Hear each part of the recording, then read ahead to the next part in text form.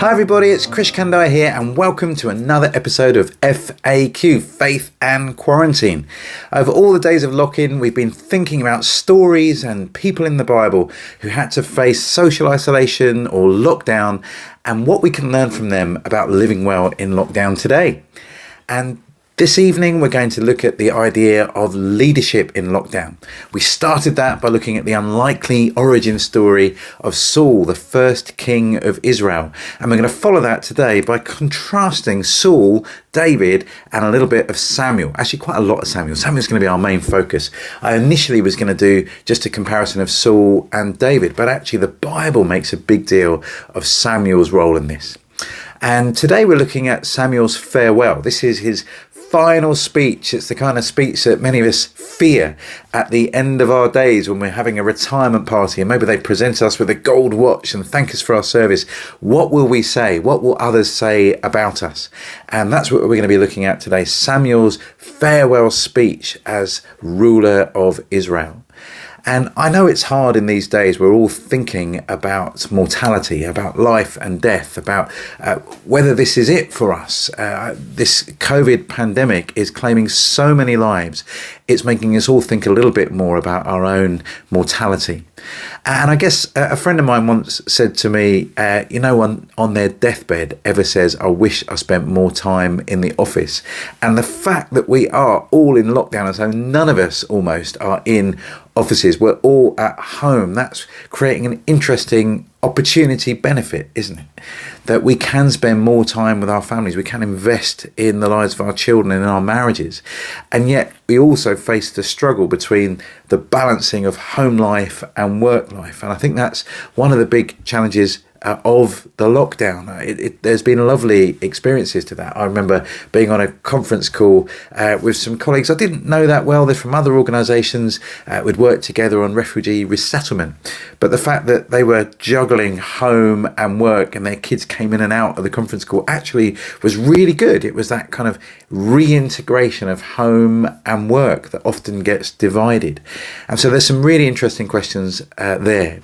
But I want to open up the Bible. Every evening we look at a different passage of the Bible. I think this is number 17. There are 16 in the back catalogue on YouTube. If you are following on YouTube, don't forget to like and subscribe and share. Let other people know if this has been helpful to you. I got some really interesting feedback yesterday that's going to help me today. So if you've got feedback, I'd love to hear it. I want these to be useful, not just to me as someone who's wrestling with these questions out loud, but also for you and other listeners. So I hope this is of use.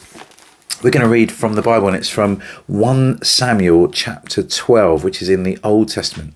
And let me begin. Samuel said to all Israel, I have listened to everything you said to me and have set a king over you. Now you have a king as your leader. As for me, I am old and grey, and my sons are here with you. I have been your leader from my youth until this day. Here I stand. Testify against me in the presence of the Lord and his anointed. Whose ox have I taken? Whose donkey have I taken? Whom have I cheated? Whom have I oppressed? From whose hand have I accepted a bribe to make me shut my eyes? If I have done any of these, I will make it right. What a farewell speech. I don't know what you're expecting your retirement do to look like. Will you gather all your colleagues from all your time in industry or business or the charity sector or teaching or wherever you are? Will you gather them all around you? And would you be able to say something like that to them? I'd love to be able to stand up like that. Who have I ripped off? Who have I betrayed? If anyone has a case, let it be said so I can put things right. There's a desire for integrity, for not just to be a leader in word, but also in deed, for there to be a joining up of the inner life and the outer life. And I think all of us want that, and all of us fall short of that in some way or another. And Samuel, by putting that question out there, I don't think it's a boast. I think it's an honest inquiry. He says, you've known me since I was a young boy and called into the temple, called into the Shiloh worship area. There wasn't a temple that existed. It's a precursor, I guess, to the temple. He was called as a young boy, even dropped off by his mother only just a short time after he was born and weaned. And then he grew up in this kind of public setting, and now he's an old grey man, a little bit like me, and he asked that question: who have I ripped off? Whose donkey or ox have I stolen? Where have I accepted a bribe that I shouldn't have done? I want to be able to say that at the end of my life, and I want to be able to put things right in the meantime if that isn't true. This is a really challenging passage. For many leaders, leadership is basically bossing people around, getting away with as much as you can. And we need accountability. And what Samuel is asking for is public accountability. That's why it's really important, for example, in politics, that we have an opposition. And in British politics, we've now got a new leader of the opposition, Keir Starmer, who says he wants to work collaboratively with government, but he also wants to ask fair questions. Many people are calling for Parliament to be recalled, even in a digital way. I know it will break all sorts of tradition, but having accountability is important for those of us who lead. It's why charities have boards. It's why we submit our accounts to auditors, because we want to be above reproach, and we recognise the kind of flaws in our own heart. That might not be possible. We might have accidentally or unintentionally or even deliberately, and then kind of talked ourselves into it being the right thing. We need that accountability. We need both accountability and integrity, and accountability is the route to integrity. And that seems to be where this passage is challenging us.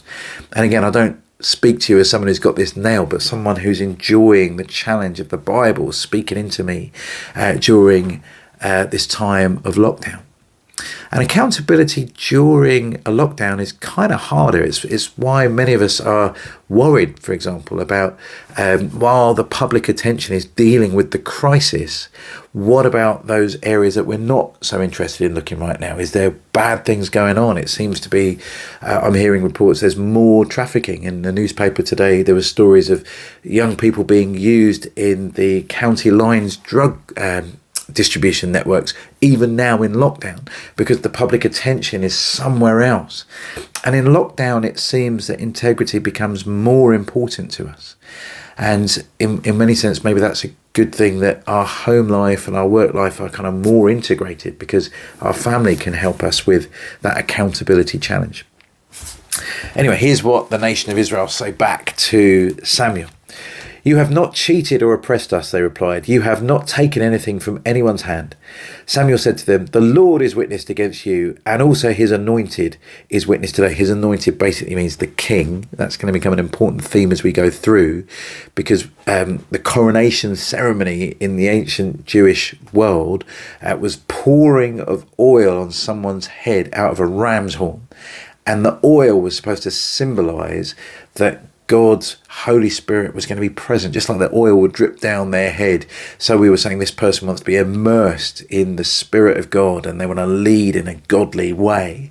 Again, maybe that's another little riff on the idea of integrity. This whole person, all this oil that will drip over that whole person, is being dedicated to God. Not just their leadership function, wasn't just a hat they wore or a title they had, but this whole person is being dedicated. They're being anointed.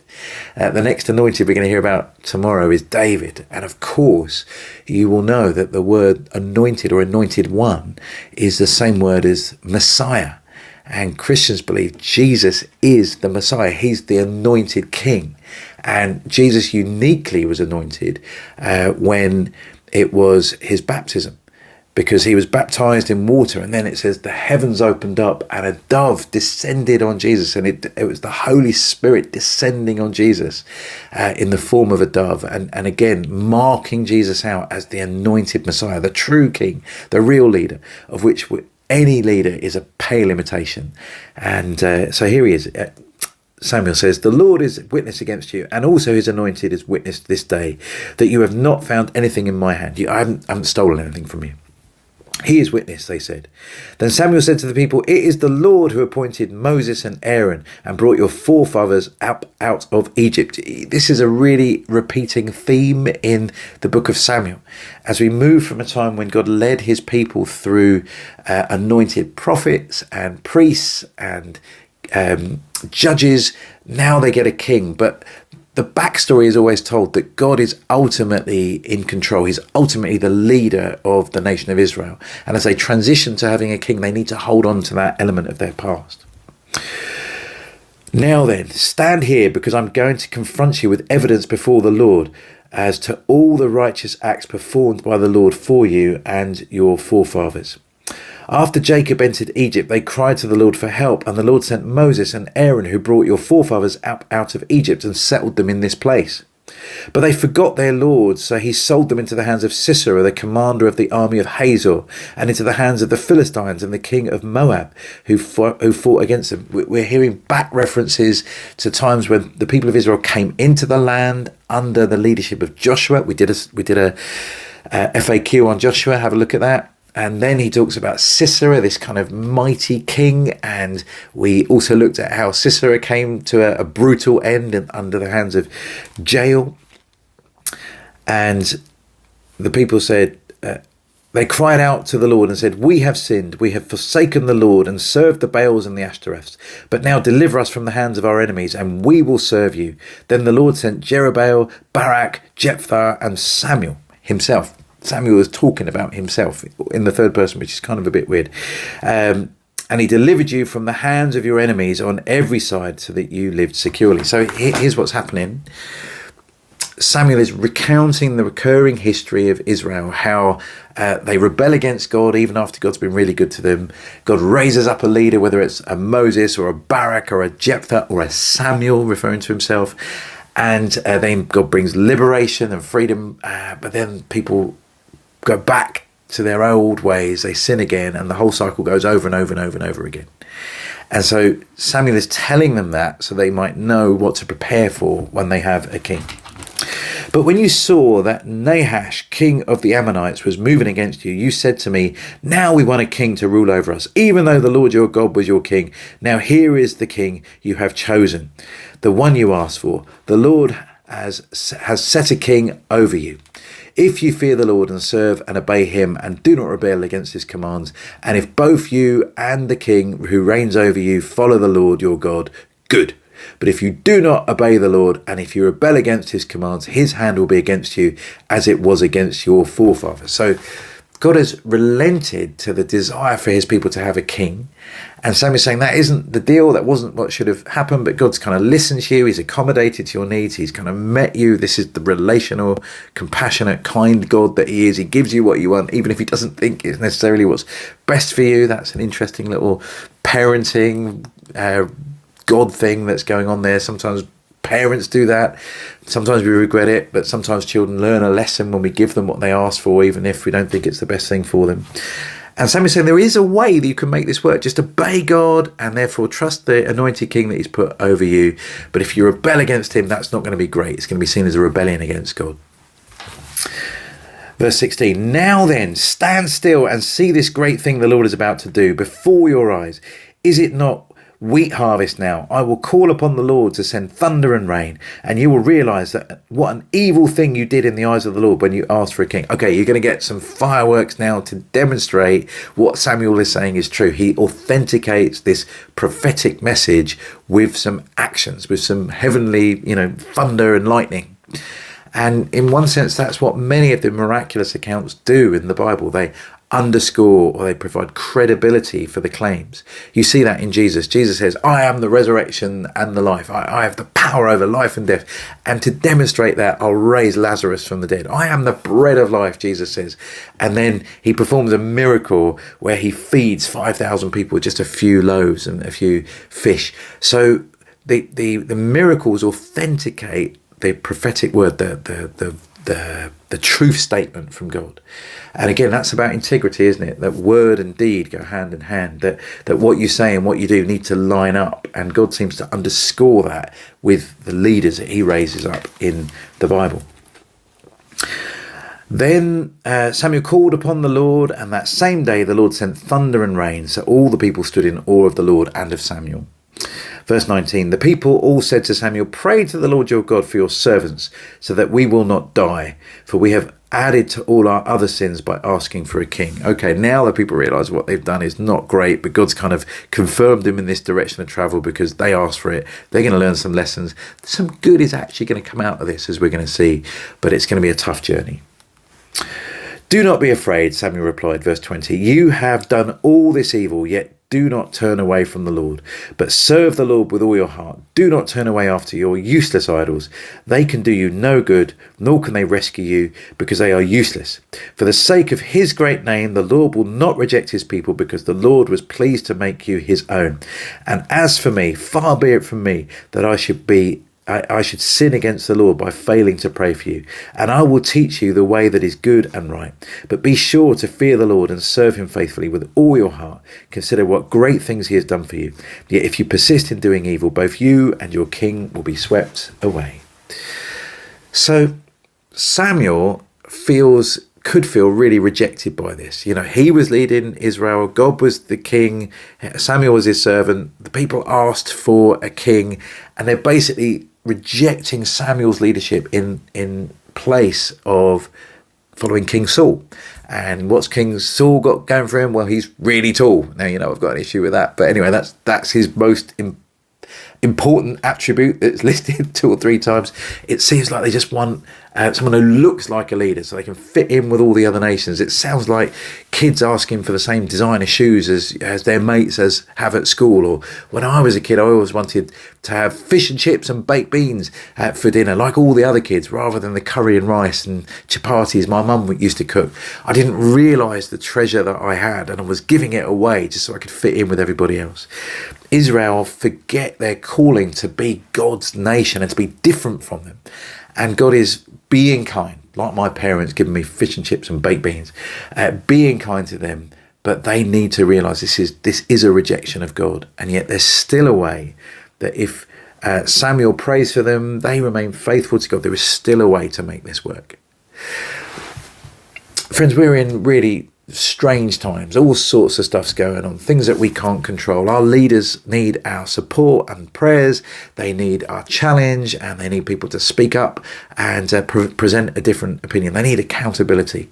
We need to call our leaders to integrity and accountability. We also need to call our leaders to humility, to recognize that ultimately God is in control and that only he can sort out the issues that we're dealing with. And if we try to do it in our own strength and our own ability, we're going to come a cropper like all the kings did and all the leaders did in the Old Testament. They tried to go around God instead of relying on God. And so even in the middle of this crisis, I think there's an opportunity for us to call our nation back to a right humility in front of God. Now, hear me, I'm not saying the coronavirus is some kind of divine retribution for our waywardness. I don't think God operates in such a scattergun way. But in the middle of this mess, God is able to bring redemption and restoration. He can turn bad things into good things, just like he did on Good Friday with the cross of Jesus. He turned a bad thing into a good thing. So in the middle of this coronavirus, there's something that we leaders can learn about knitting together these important ideas of integrity, accountability, and humility. Those are 3 things that I need in my life more and more. I pray God's help that I get it. Definitely something I fail with, all 3 of those regularly. But I'm hearing this challenge to me. What are you hearing? What's the challenge for you from these verses? I'd love to hear. Please drop me a line, and I look forward to talking to you again soon. Thanks.